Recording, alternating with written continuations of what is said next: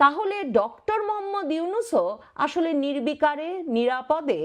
যমুনায় থাকতে পারবেন না, এবং তিনি তার উপদেষ্টা পরিষদ পারিষদ বর্গ নিয়ে কোনো রকম সেফ এক্সিট পাবেন সে সম্ভাবনা প্রায় শূন্যের কোঠায়।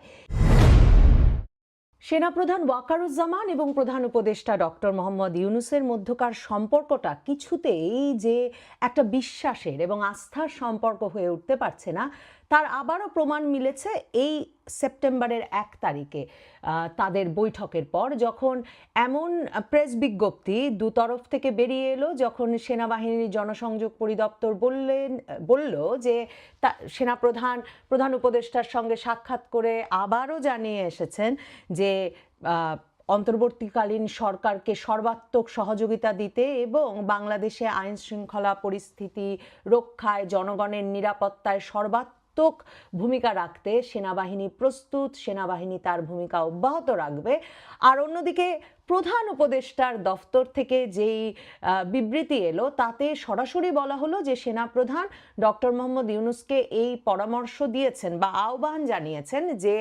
ডক্টর মোহাম্মদ ইউনূস যাতে চারদিকে ছড়িয়ে পড়া গুজবে কান না দেন, সেনাবাহিনী ডক্টর মোহাম্মদ ইউনূসের সঙ্গেই আছেন। এসব কথোপকথনে এটা পরিষ্কার যে মূল সংকটটা আস্থার, মানে কে কাকে চাকরিতে রাখবেন, কে কাকে চাকরি থেকে সরিয়ে দেবেন, কে কোন ষড়যন্ত্র কোন প্রাসাদে বসে করছেন, এই নিয়ে দুতরফের ভেতরকার অস্বস্তি আর এক রকমের অবিশ্বাস, দৃঢ়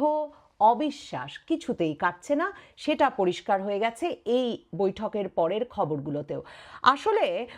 ওয়াকারুজ্জামানের সঙ্গে ডক্টর মোহাম্মদ ইউনূসের, সেনাপ্রধানের সঙ্গে ডক্টর মোহাম্মদ ইউনূসের সাম্প্রতিক সমস্যাটা তৈরি হয়েছে সেনাবাহিনীর নানা রকম পদোন্নতির প্রস্তাব নিয়ে। প্রায় 70টা ফাইল সেনাপ্রধান ডক্টর মোহাম্মদ ইউনূসের দফতরে পাঠিয়েছিলেন। সেই 28শে জুলাই প্রমোশন বোর্ড তাদের সিলেকশন বা তাদের নির্বাচন শেষ করবার পর যে এই 70 জনের পদায়ন পদোন্নতির বিষয়ে ডক্টর মোহাম্মদ ইউনূসের স্বাক্ষর দরকার। ডক্টর মোহাম্মদ ইউনূস সে সময় একটা খেলা খেলেছেন এবং এই খেলায় একটা খুব গুরুত্বপূর্ণ পদ নিয়ে খেলবার সুযোগ পেয়েছেন তিনি। 9th ডিভিশন বা যেই ডিভিশনটিকে আসলে সবচেয়ে গুরুত্বপূর্ণ বলা হয়, যে নবম পদাতিক ডিভিশনটি হচ্ছে রাষ্ট্রপতি এবং সেনাপ্রধানের সুরক্ষার সরাসরি দেখভাল করে, এবং এটা একটা ভীষণ কৌশলগতভাবে গুরুত্বপূর্ণ ডিভিশন সেনাবাহিনীর এ কারণে যে এই ডিভিশনটি কিন্তু সাভার এবং ঢাকা অঞ্চলের নিরাপত্তার দায়িত্বে। মানে এ তো আমরা সবাই জানি যে ঐতিহাসিকভাবেই যে কোনো কু হোক কি গণ অভ্যুত্থান হোক কি বিপ্লব হোক, আসলে ঢাকা দখল করতে হবে। তো এই ঢাকা দখল থেকে সেনাপ্রধান, রাষ্ট্রপতি, রাষ্ট্র এবং ঢাকাকে সুরক্ষিত রাখে নবম পদাতিক ডিভিশন। এই কৌশলগত ডিভিশনটির প্রধান হিসেবে শেখ হাসিনার সময় থেকেই ছিলেন হচ্ছে ওয়াকারুজ্জামানের অত্যন্ত বিশ্বস্ত মেজর জেনারেল মঈন খান, যাকে শেখ হাসিনারও অত্যন্ত বিশ্বস্ত এবং শেখ হাসিনার একেবারে পছন্দ করে বসানো ব্যক্তি হিসেবে দেখা হতো। এখন ওয়াকারুজ্জামান চেয়েছিলেন যে এই মঈন খানের, মেজর জেনারেল মঈন খানের মেয়াদ শেষ হওয়ার কথা ছিল আগস্টে, কাজেই তিনি এমনটা প্রত্যাশা করেছিলেন এই 70টা ফাইলের মধ্যে যে ডক্টর মোহাম্মদ ইউনূস তার অনুরোধ বা পরামর্শ মতো মেজর জেনারেল মঈন খানের মানে দায়িত্বকে সম্প্রসারিত করবেন, একটা এক্সটেনশন দেবেন, যেই এক্সটেনশনের ভিত্তিতে মেজর জেনারেল মঈন খান তার অবসরে যেতে হবে না তাকে, তিনি নবম পদাতিক ডিভিশনের দায়িত্বে থাকতে পারবেন। এটা ভীষণভাবে জেনারেল ওয়াকারুজ্জামানের জন্য এটা খুব গুরুত্বপূর্ণ একটা ভূমিকা রাখতে পারত, কারণ মেজর জেনারেল মঈন খান নবম পদাতিক ডিভিশনের দায়িত্বে থাকা মানে তিনি অন্তত ঢাকা নিয়ে এক রকমের নিরাপদ বোধ করেন, তিনি তার নিজের সুরক্ষা নিয়ে নিরাপদ বোধ করেন, আর সবচেয়ে নিরাপদ বোধ করেন এ কারণে যে তার মানে সেনাবাহিনীতে হঠাৎ করে কু ঘটিয়ে দেওয়া খুব কঠিন হবে। সেদিক থেকেও খুব চাইছিলেন জেনারেল ওয়াকারুজ্জামান এই বিষয়টি, যে যাতে doctor Mohammad Yunus major general Moin খানকে নবম পদাতিক ডিভিশনে রাখতে সম্মত হন। কিন্তু ডক্টর মোহাম্মদ ইউনূস একটা খেলা খেলেন। ডক্টর মোহাম্মদ ইউনূস 1 মাস ওই ফাইলগুলোর ওপর বসে থাকেন, মানে ওই ফাইলগুলো কোনো নড়াচড়াই তিনি করেন না। এটা আবার তাকে পরামর্শ দেন ডক্টর মোহাম্মদ ইউনূস সেই ফেব্রুয়ারি থেকেই যাকে সেনাপ্রধান বানাতে চাইছেন ওয়াকারকে সরিয়ে, মানে দুদিকেই তো টানাপোড়েন চলছে। সেই লেফটেন্যান্ট জেনারেল কামরুল হাসান, যিনি প্রধান উপদেষ্টার দফতরে প্রিন্সিপাল স্টাফ অফিসার হিসেবে দায়িত্বরত আছেন। তো সেই লেফটেন্যান্ট জেনারেল কামরুল হাসানের পরামর্শে ডক্টর ইউনূস কোনো মতামতই জানান না এই নবম পদাতিক ডিভিশনে ওয়াকারুজ্জামানের বিশ্বস্ত মেজর জেনারেল মঈন খানকে রাখবেন কি রাখবেন না এই বিষয়ে।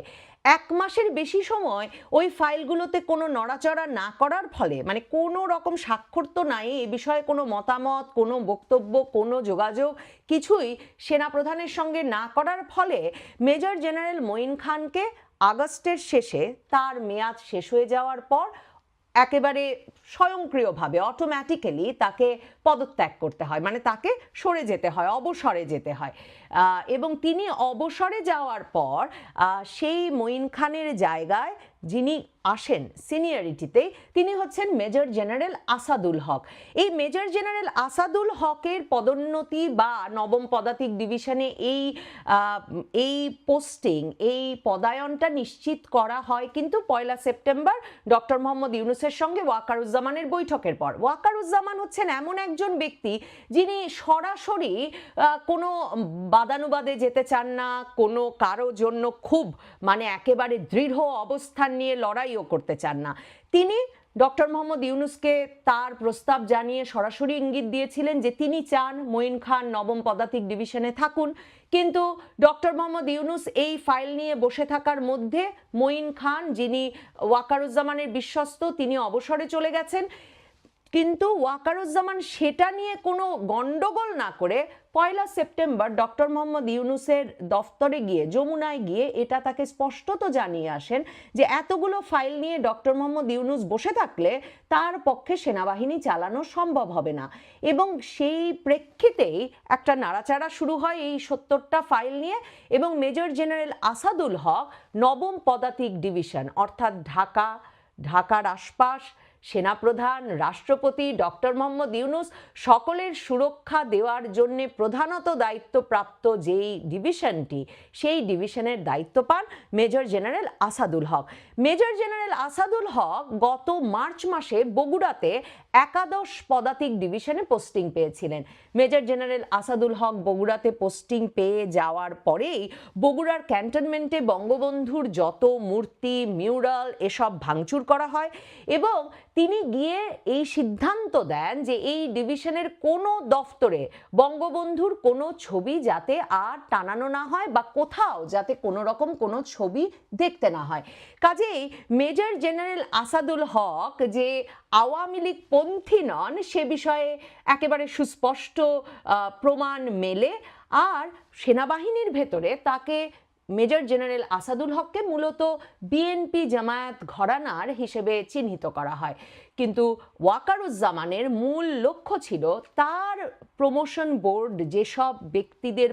পদায়ন, পদোন্নতি নির্ধারণ করেছে, ডক্টর মোহাম্মদ ইউনূস যাতে তাতে সায় দেন এবং সেগুলো নিয়ে আর বসে না থাকেন।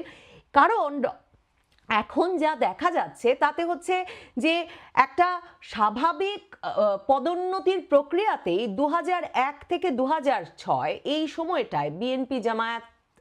সরকারের সময়ে, 4 দলীয় জোট সরকারের সময় যেই সেনা কর্মকর্তারা, কমিশন প্রাপ্ত যে সেনা কর্মকর্তারা দায়িত্ব নিয়েছিলেন, তারা এখন খুব স্বাভাবিকভাবে সিনিয়রিটিতেই তারা উচ্চ পদে যাচ্ছেন, colonel, brigadier, lieutenant general, major general হচ্ছেন, এবং এই ব্যক্তিদেরকে যাতে ওয়াকারুজ্জামান তার পদোন্নতি বোর্ডের পরামর্শক্রমেই সরকার নিয়োগ দিয়েছে এই বিষয়টি প্রমাণ করে ওয়াকারুজ্জামান সেনাবাহিনীর ভেতরে তার একটা আস্থার পরিবেশ এবং তিনি যে ন্যায্য সিদ্ধান্ত নিচ্ছেন এবং সেই সিদ্ধান্তে পাশে থাকছেন সেটা প্রমাণ করতে চাইছেন। কাজেই ওয়াকারুজ্জামান ওই 70টি পদ পদায়ন নিয়ে সক্রিয় হয়েছেন ডক্টর মোহাম্মদ ইউনূসের সঙ্গে সেই বৈঠকে গিয়ে। ডক্টর মোহাম্মদ ইউনূস এর মধ্যে একদিকে যেমন সেনাপ্রধানকে তার এই প্রমোশন ফাইলগুলো নিয়ে বসে থেকে তিনি মানে একরকম দেখতে চাইছিলেন সেনাপ্রধান কি প্রতিক্রিয়া দেখায় তার ভেতরে একরকমের মানে উত্তেজনা, ভীতি বলবো, আস্থার সংকট, কি জানি প্রতিশোধ নিয়ে ফেলে ওয়াকারুজ্জামান, সেদিকে তার দৃষ্টি, এসব চলছিল। ঠিক তখন যখন নুরুল হক নুরুর ওপর সেনাবাহিনীর সদস্যরা এই ফ্যাসিবাদ বিরোধী নেতার ওপর প্রবল প্রহার চালালো শুক্রবার দিন, তখন ডক্টর মোহাম্মদ ইউনূস একে একটা সরাসরি ইঙ্গিত হিসেবে দেখলেন যে সেনাপ্রধান তার বাহিনী নিয়ে ডক্টর ইউনূসের বাহিনীর বিরুদ্ধে দাঁড়িয়ে গেছে। কারণ হাসনাত আবদুল্লাহ থেকে ডক্টর ইউনূসের উপদেষ্টা পরিষদে থাকা আসিফ মাহমুদ, সজীব ভুইয়া প্রত্যেকেই বলতে থাকলেন যে এটা হচ্ছে সেনাপ্রধানের ভারতীয় ফ্যাসিবাদের দোসর, জাতীয় পার্টির মাধ্যমে আওয়ামী লীগকে আনার চক্রান্ত। রাশেদ খান, এবি পার্টি সহ জাতীয় নাগরিক পার্টি এনসিপির নেতৃবৃন্দ রাজপথে দাঁড়িয়ে বক্তৃতা দেওয়া শুরু করলেন যে ভারতীয় প্রেতাত্মা সক্রিয় হয়েছে সেনাবাহিনীর ভেতরে সেনাপ্রধান ওয়াকারুজ্জামানের নেতৃত্বে, এবং এই ভারতীয় প্রেতাত্মাদেরকে এক এক করে চিহ্নিত করে তাদেরকে নাকি সেনাবাহিনী থেকে বের করে দিতে হবে, না হলে সেনাবাহিনীর ভেতর থেকে বের করে এনে এদের বিচারের মুখোমুখি করতে হবে। এই বিষয়গুলো মাথায় নিয়ে ডক্টর মোহাম্মদ ইউনূস একদিকে যেমন ভাবছিলেন যে নুরুল হক নুরুকে পেটানো, সেনাপ্রধানের তাকে দেওয়া ইঙ্গিত যে তিনি এদের এই সব তরুণ নেতাদের কারো আর কোনো মব সহ্য করবেন না, এবং সেনাপ্রধান রেগে গেছেন যে ডক্টর মোহাম্মদ ইউনূস